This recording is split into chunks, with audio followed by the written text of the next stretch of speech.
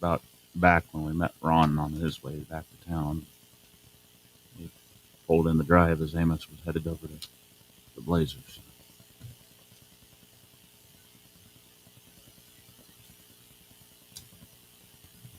I haven't received a text yet.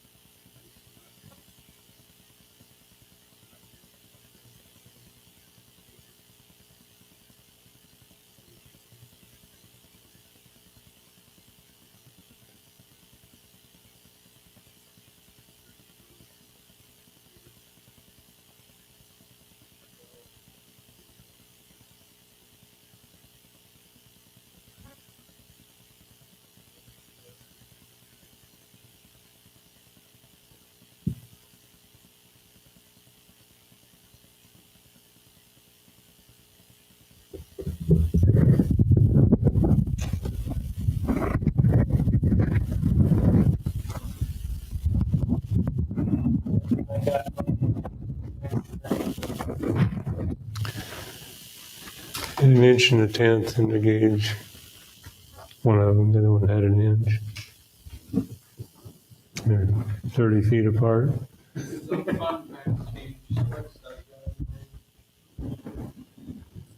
Say that again?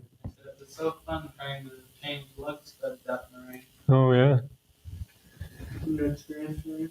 Especially when most of the time it wouldn't run rain very much, and by the time you get really active, it pour like it did. Yeah, when I stepped out in the morning, it was kind of just slightly there. And I stepped out and it started raining harder. Oh, you think you're going to do something? Bike? So we're on page 54. We're ready for verses 2 and 3.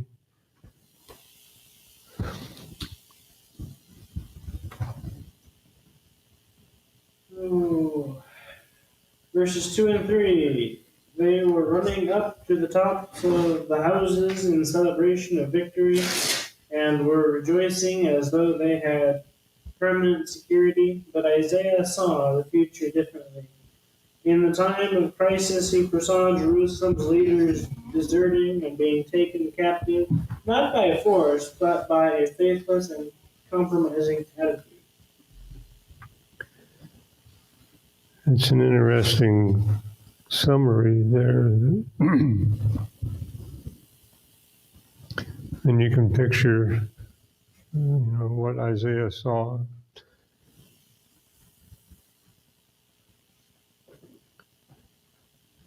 Sometimes, often we forget that our security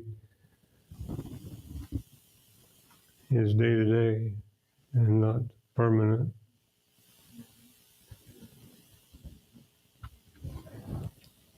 And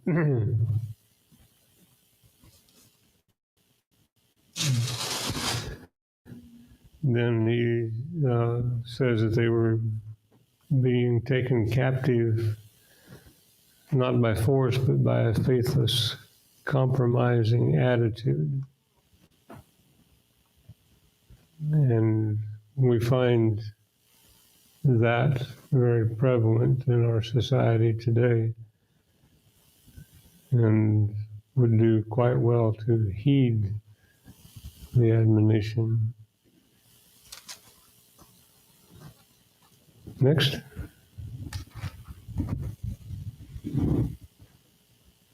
Verses 4 and 5. Isaiah wept over their dereliction of duty, which would cause the spoiling of the daughter of my people, Jerusalem, would ultimately fall. The Bible commentators have disagreed over the specific date to which this prophecy refers. Some think it describes the time when Jerusalem was delivered from the hand of Sennacherib in 701 BC, cross-reference 2 Kings 18 and 19. Others apply this prophecy to the time when Nebuchadnezzar overran Jerusalem and took it captive in 586 BC, cross-reference 2 Kings 25. The disagreement arises because some statements seem to fit one period but not the other, and vice versa. However, the problem is resolved by applying Isaiah's prophecy as a description of the general attitude which prevailed in Jerusalem during its waning years in the period from 701 to 586 BC. Even though great rejoicing occurred over the victory in 701, Isaiah wept as he viewed Jerusalem's future departure from God and ultimate destruction. Okay.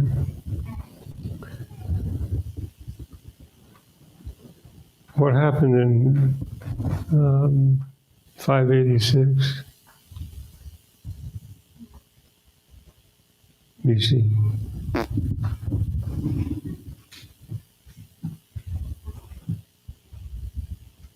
There's a little bit of a rating. There was what? A little bit of a rating. Oh. Yeah.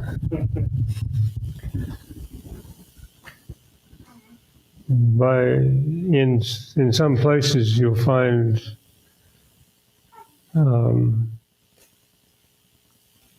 that it is considered, 586 is considered the beginning of the Babylonian captivity.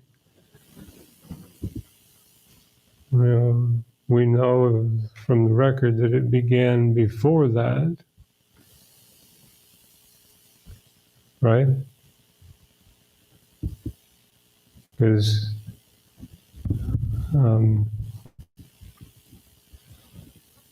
Daniel was in the first migration to Babylon in about 606.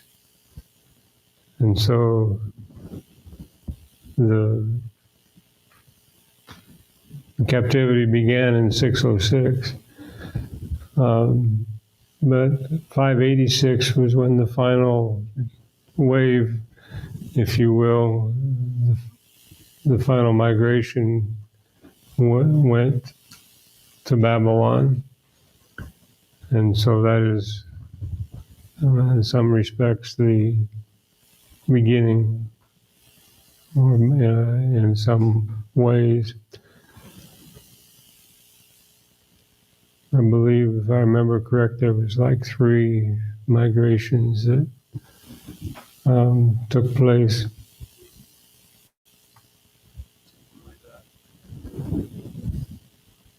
But better said that 586 was more of a completion of the captivity. Yeah, it was the final beginning.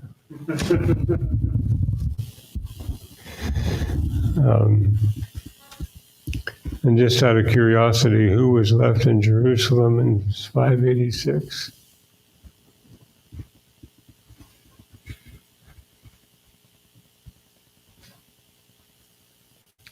If that was the first carrying away, 586. 586, that would be the second carrying away.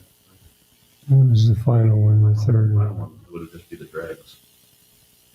Which included who?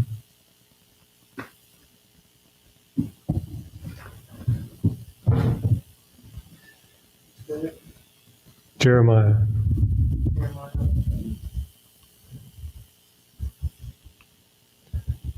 Jeremiah, yeah, I mean, you always get confused on that one because the final carrying away was kind of the total destruction. It was kind of like after they fled towards Egypt, wasn't it? After the assassination of Gedaliah. I don't remember. But Jeremiah was left in Jerusalem. He wasn't taken into Babylon. No, I wasn't. And so that was my point, that I don't remember if he died in Egypt or. yeah, I don't know the answer to that.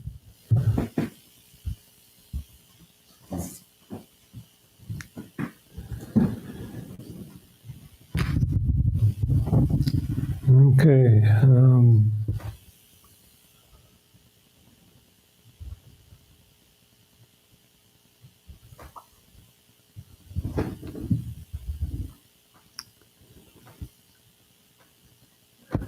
So just while we're on that kind of subject, 586 was the last migration. And 536 was the first migration to go back. And so you kind of have to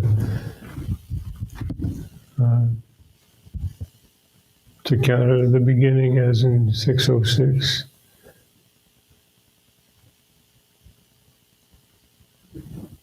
Some of them would have been gone quite some time. Yeah. Didn't make it back. Well, yeah, the captivity was how long? 70 years. 70 years.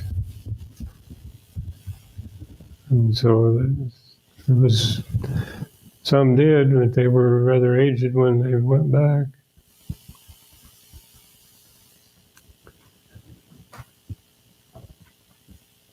Okay, next. Verses 6 through 8. Isaiah foresaw enemies coming from a great distance, who will occupy the land with chariots and horsemen. The covering, defense, Yes. NASD of the city will fall. Okay. Mom says, don't know if there's any answer to where Jeremiah died, but you are right, Levi. They carried him away to Egypt. Okay. Probably don't. Well, she also has time to look it up. She did. Oh, very good. But she probably remembers.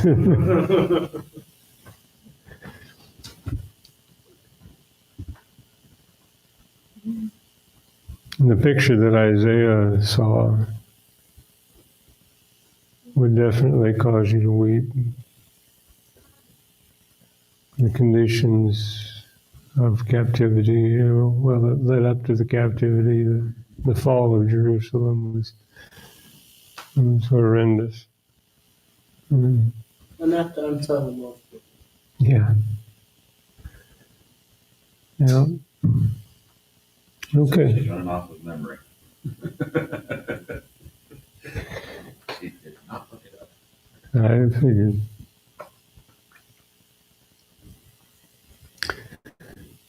Okay, I guess we're ready to hear again. Verses 9 through 11. All preparations made to secure the city will be in vain, because ye have not looked unto the Master, their Maker thereof, neither had respect unto him that fashioned it long ago. Okay.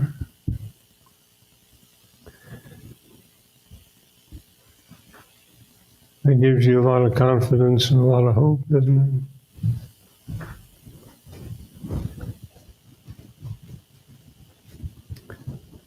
Next. Verses 12 through 14, the Lord's call to repentance was ignored by Jerusalem. Instead, their attitude fits the modern attitude of some. Eat, drink, and be merry. Today we live, tomorrow we may die. This frivolous and irreverent attitude would surely lead to death, but death would bring greater sorrow than they anticipated for it would be accompanied by the wrath of God against their sins.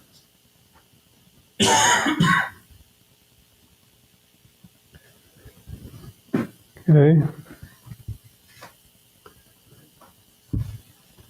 Many people today have that attitude: eat, drink, and be merry.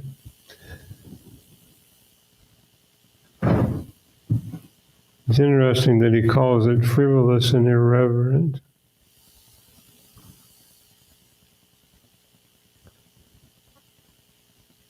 But the conclusion would be correct, that it would surely lead to death. And it will even yet today.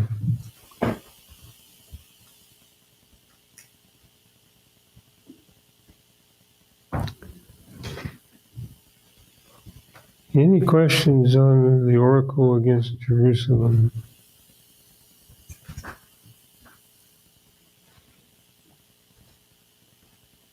People just haven't changed very much.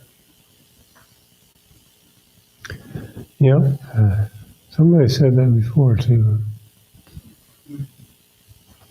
There's nothing new under the sun, he said. Yeah. Talks a lot about vanity, you know.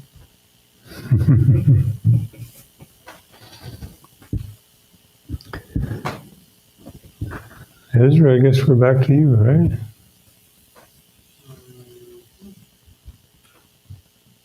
Sheep illustrates the attitude God will remove, while Eliakim illustrates that which God blesses. 22:15 through 25. Thus saith the Lord God of hosts, go get thee unto the treasure, even unto Shebna, which is over the house, and say, what hast thou here? And whom hast thou here? That thou hast hewed thee out a sepulchre here, as he that heweth him out a sepulchre on high, and that graveth and a habitation for himself in a rock. Behold, the Lord will carry thee away with mighty captivity, and will surely cover thee. He will surely violently turn and toss thee like a ball unto a large country. There shalt thou die, and there the chariot of thy glory shall be the shame of thy Lord's house. And I will drive thee from the station, and from thy state shall he pull thee down. And it shall come to pass in that day that I will call my servant Eliakim, the son of Hilkiah, Okay. and I will clothe him with thy robe, and strengthen him with thy girdle, and I will commit thy government unto his hand, and he shall be a father to the inhabitants of Jerusalem, and to the house of Judah. And the key of the house of David will I lay upon his shoulder, so he shall open and none shall shut, and he shall shut and none shall open. And I will fasten him as a nail in a sure place, and he shall be for a glorious throne to his father's house. And they shall hang upon him all the glory of his father's house and offspring, and the issue, all vessels of small quantity, from the vessels of cups even to all the vessels of flagon. In that day, said the Lord of hosts, shall the nail that is fastened in a sure place be removed, and be cut down and fall. The burden that was upon it shall be cut off. For the Lord hath spoken. Okay. I'm going to hang him up like a coat. Nail him to the wall.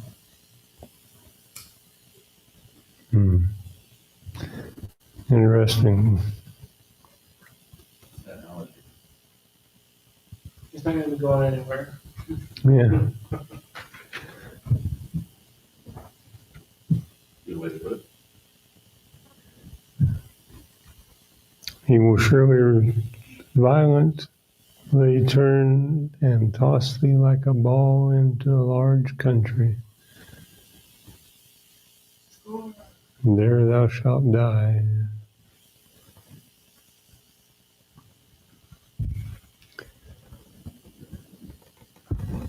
It's interesting, these illustrations that he uses. Is what are they? What kind of figure of speech?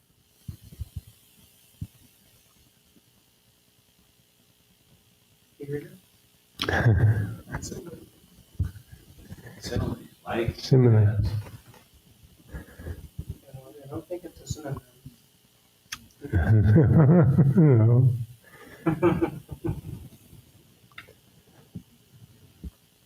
Like a ball. it's called sports. Yeah. Goal! Perhaps he must be using a golf club. I was going to say, here we thought golf was invented by the Scotch. Now we know it was a divine one. Okay. O'Shea, I guess it's up to you. He came back. Just keep going around and around. Amazing. Verses 15 through 19. Shebna, the treasurer under King Hezekiah, was an example of the self-serving and godless attitude among Jerusalem's leaders. Isaiah confronted Shebna and asked why he had hewed out a sepulchre on high. The indictment Against. Indictment was right, yeah. The indictment against his ruler evidently was for his vain pride, which had motivated him to show more concern about an exalted burial that place than in being a father to the inhabitants of Jerusalem. Cross reference verse 21. Therefore he would be removed by the Lord, and Eliakim would fill his position. Okay. Self-serving and godless attitude.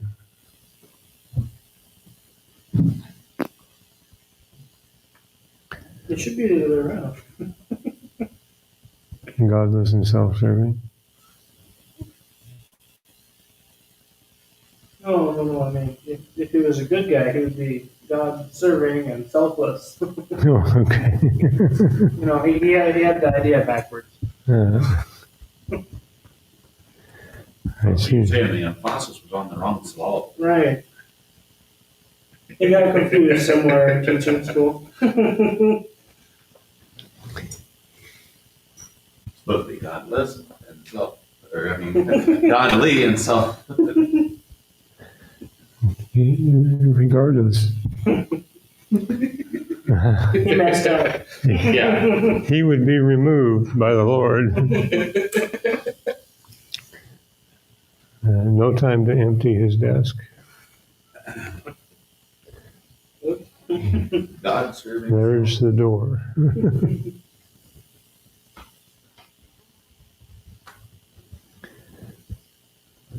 Levi?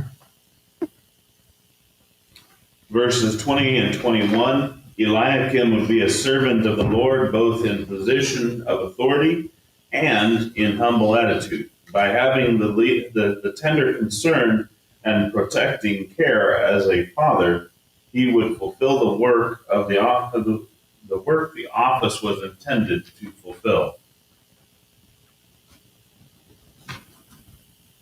Eliakim got the memo. Yeah.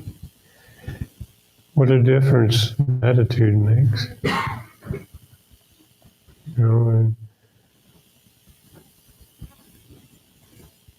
he uses the protecting, tender concern and protecting care as a father. You know,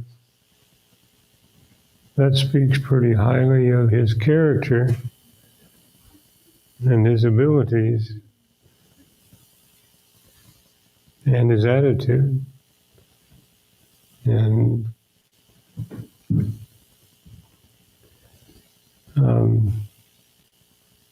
it would enable him to do what he was supposed to do, what God had for him to do.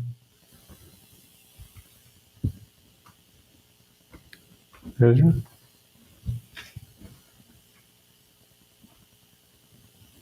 Verse 22. The key of the house of David symbolizes the authority he possessed. His decisions would be final. So he shall open and none shall shut, and he shall shut and none shall open. This description is also applied to Christ in Revelation 3, verse 7. Okay. So the authority was passed down through the lineage of David.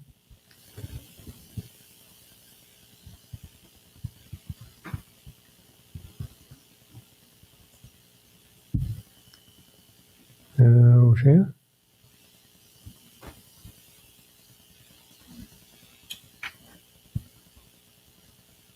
Verses 33, no, not 33, 23 and 24. The Lord would fasten Eliakim as a peg in a sure place, and honor would come to his father's house because of the authority and responsibility given to him.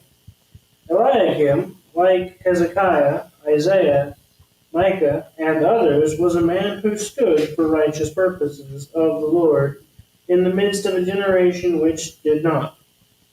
These righteous individuals would be blessed, but the nation as a whole would be cut off.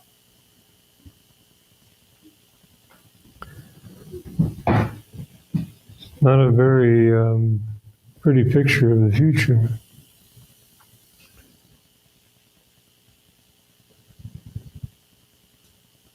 But he was a man who stood for the righteous purposes of God.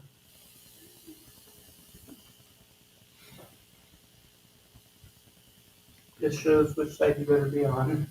Kind of shows what he expects of us.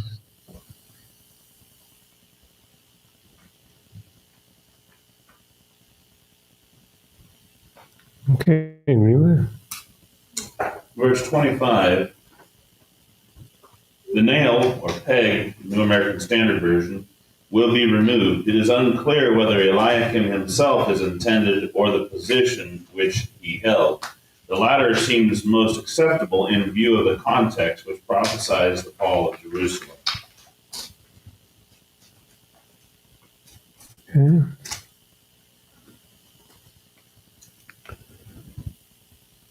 Any question or comments?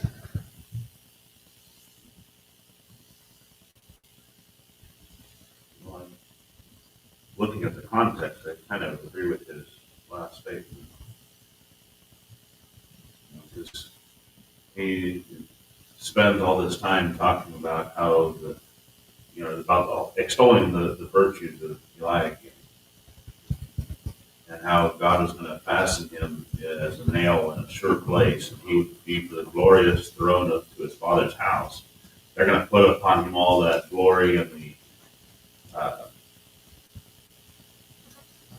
that burden basically upon him. And then it kind of goes towards, in verse 24, it looks like, his descendants, the offspring and the issue, all vessels of small quantity and vessels of cups, even all the vessels of flags. That kind of looks like this, gets kind of towards his descendants.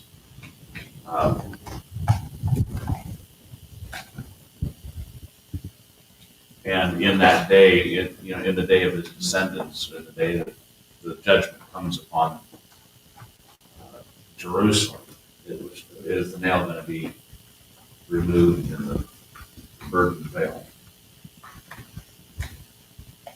Okay.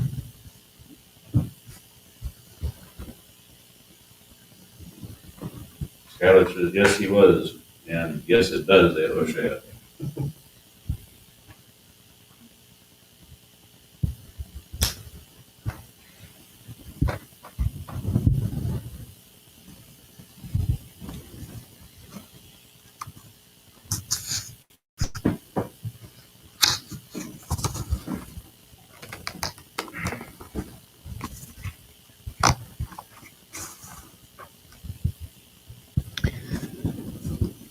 Okay.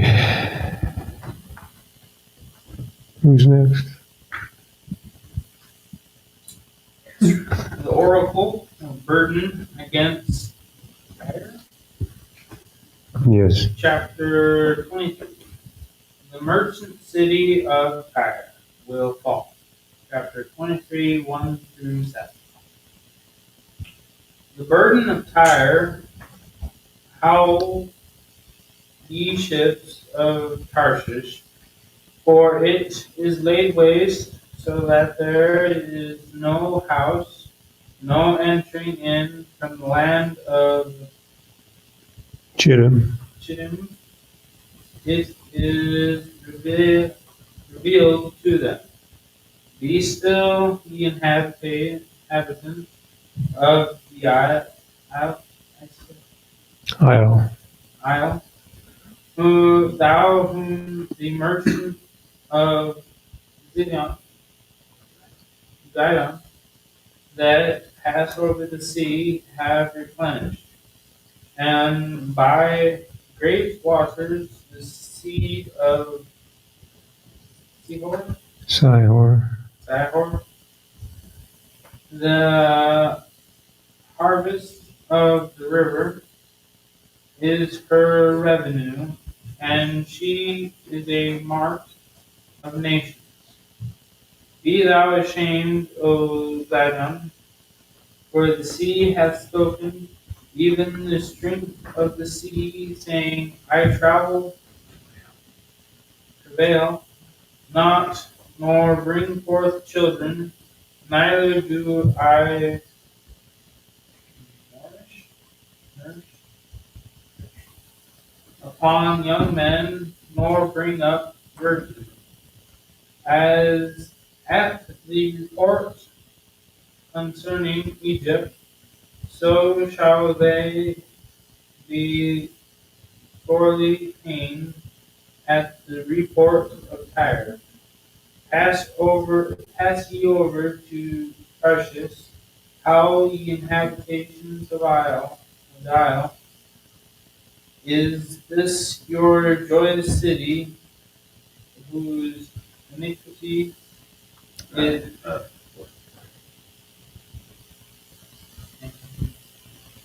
antiquity is of ancient days?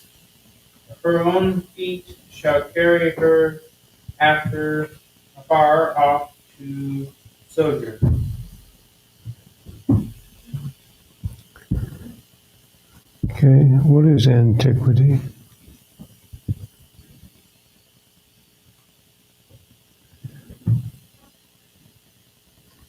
Don't say crap. I was going to say being antique. Yeah. Kind of like the being form of antique. Well, they are. It is a form of antique. Antique is actually, I think, short for antiquity. And so it just means old. Yeah. Yeah.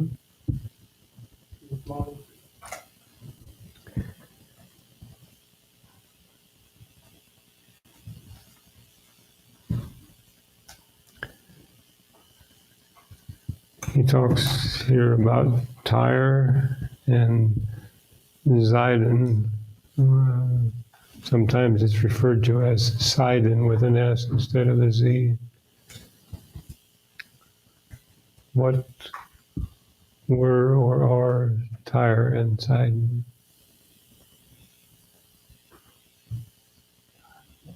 Yeah. First thing came to my mind was Gentile. Probably not the answer you're looking for. Is what? Gentiles. Probably not the answer you're looking Tyre and Sidon were two cities of Phoenicia that resided on the coast of Palestine or Israel, kind of toward the northern end or northeastern end of the country. It would be northwestern. It's always confusing on the directions there because it looks like the Mediterranean is on the north side of Palestine. That would be the northern boundary, but It's the west. It's west of. I know it was east of the Philistines. Yes. But Well, actually, Tyre and Sidon were coastal cities, and Philistia may have been. I'd have to look at the map, but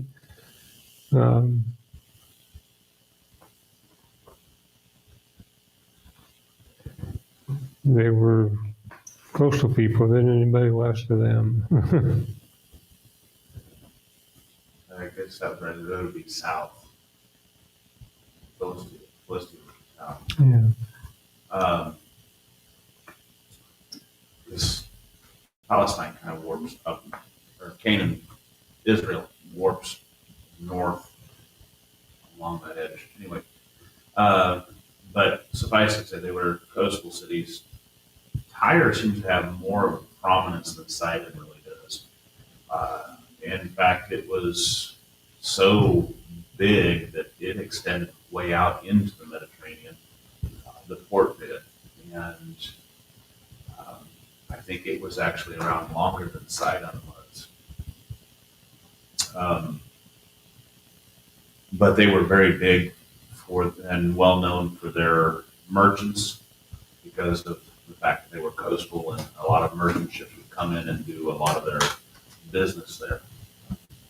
And thus, they were known also for their debauchery because there was a lot of evil and wickedness that went on in those coastal towns as well.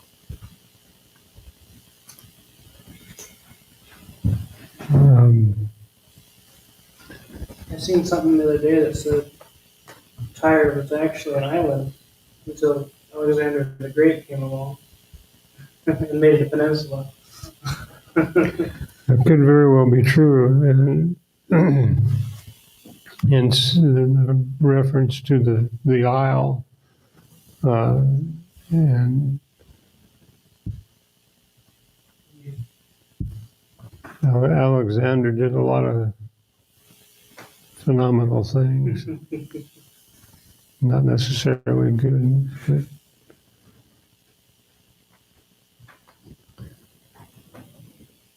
and a reference to she is a mart of nations.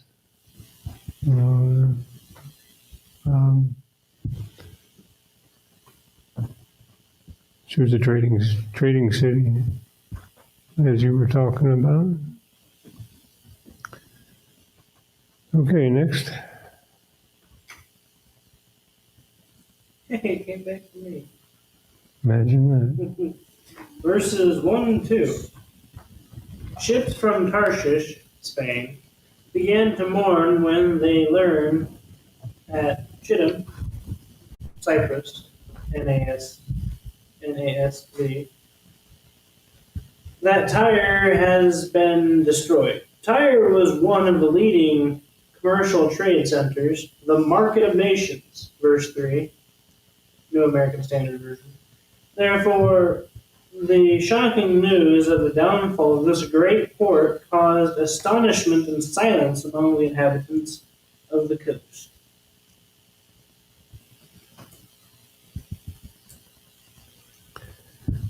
Okay.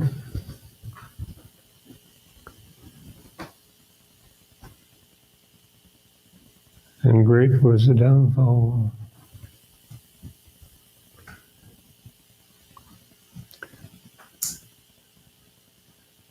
Imagine being on your way from Spain to go do business and tired of getting there.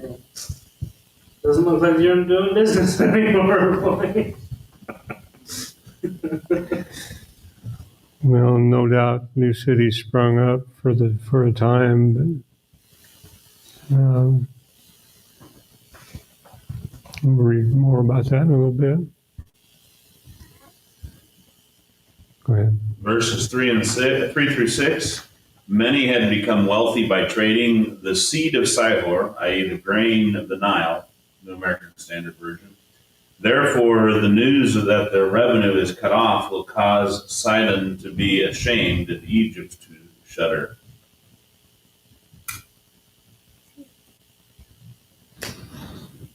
It gave them pause. Maybe we better think about this for a moment. Yeah.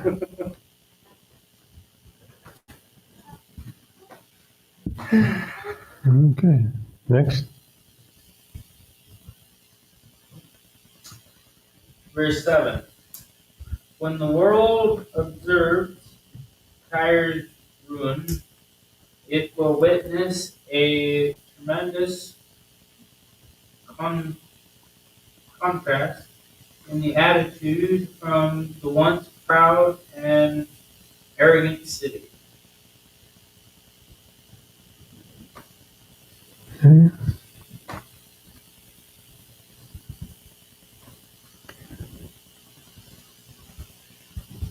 Okay. 2.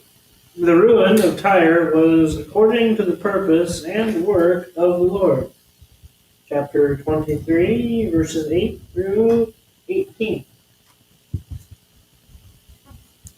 Who has taken this counsel against Tyre, the crowning city, whose merchants are princes, whose traders are the honorable of the earth? The Lord of hosts has purposed it to bring to dishonor the pride of all glory, to bring into contempt all the honorable of the earth. Overflow through your land like the river, O daughter of Tarshish. There is no more strength. He stretched out his hand over the sea. He shook the kingdoms. The Lord has given a commandment against Canaan to destroy its strongholds. And he said, you will rejoice no more, O you oppressed virgin daughter of Sidon. Arise, cross over to Cyprus. There also you will have no rest. Behold, the land of the Chaldeans, this people which was not. Assyria founded it for wild beasts, founded it for wild beasts of the desert. They set up its towers, they raised up its palaces, and brought it to ruin. Wail, you ships of Tarshish, for your strength is laid waste. Now it shall come to pass in that day that Tyre will be forgotten 70 years, according to the days of one king. At the end of 70 years it will happen to Tyre as in the song of the harlot. Take a harp, go about the city, you forgotten harlot. Make sweet melodies, sing many songs, that you may be remembered. And it shall be, at the end of 70 years, that the Lord will deal with Tyre. She will return to her hire, and commit fornication with the kingdoms of the world on the face of the earth. Her gain and her pay will be set apart for the Lord. It will not be treasured nor laid up, for her gain will be for those who dwell before the Lord, who eat sufficiently, and for fine clothing. Okay.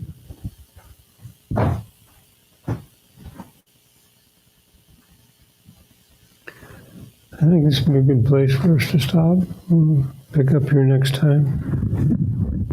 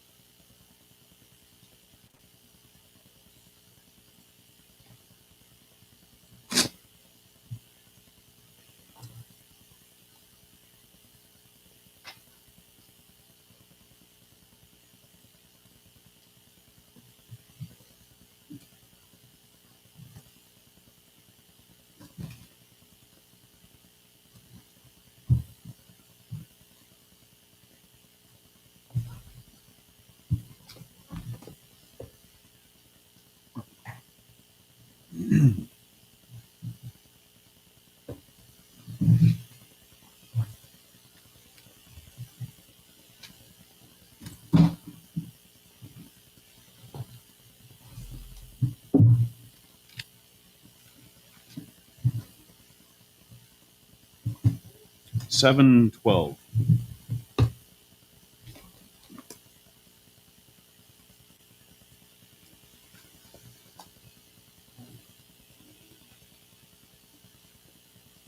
Seven 1 2. Unto the hills.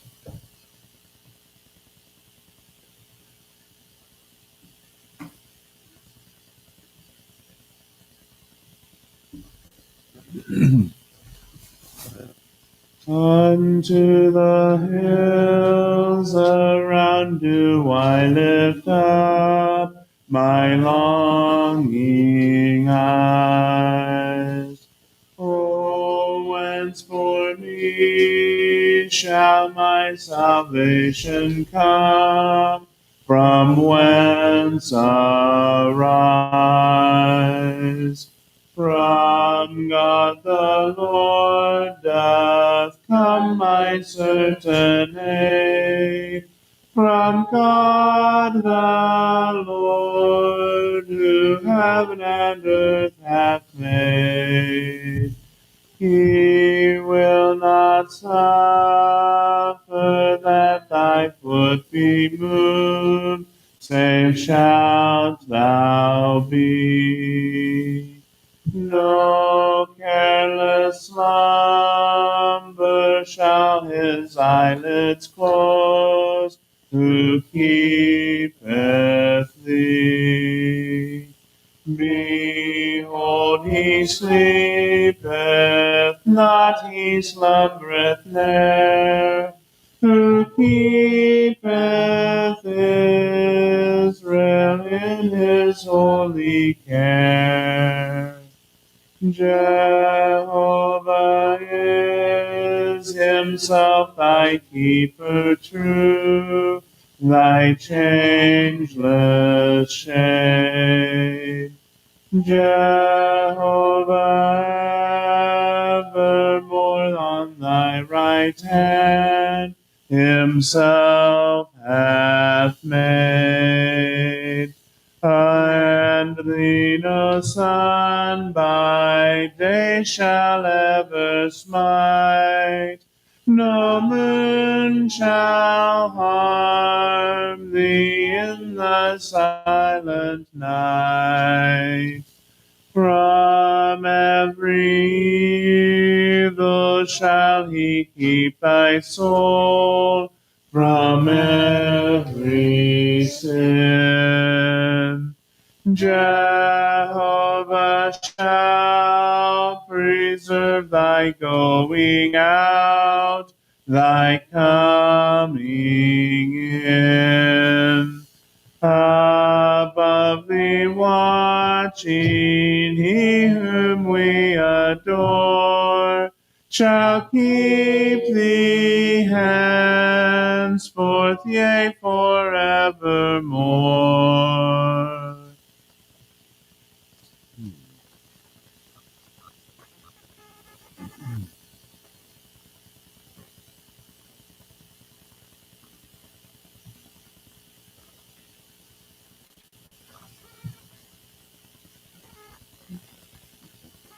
252.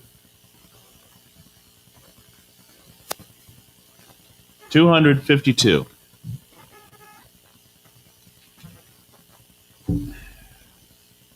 I am a poor wayfaring stranger.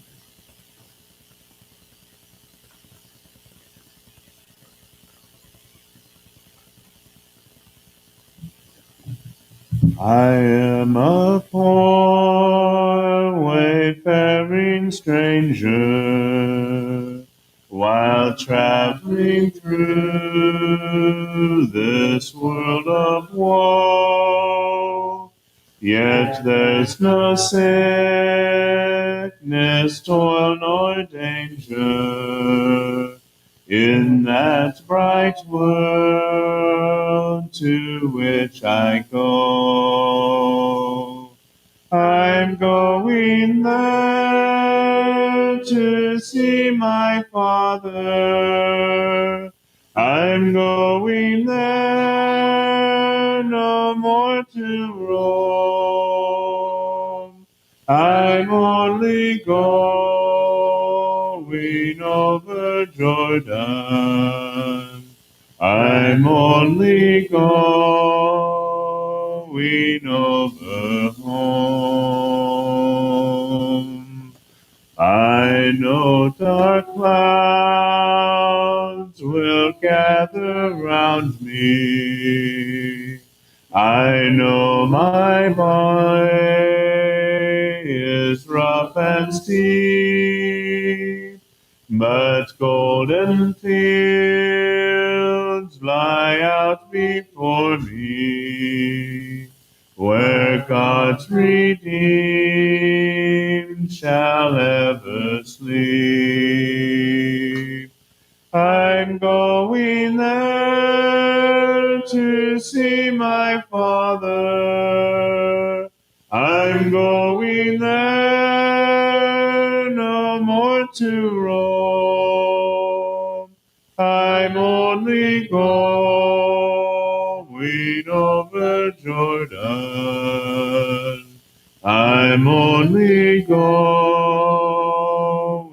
over home. I'll soon be free from every trial. My body's sweep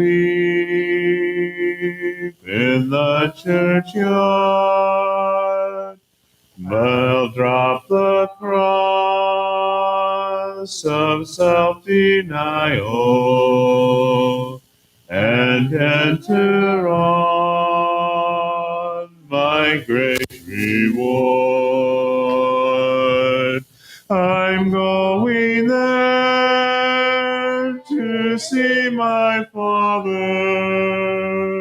I'm going there no more to roam. I'm only going over Jordan. I'm only going over home.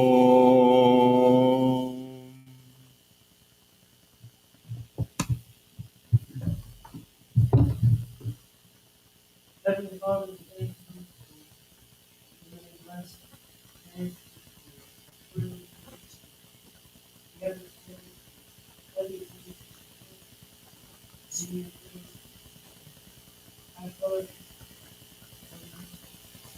we ask you to help us faith, ready, ready,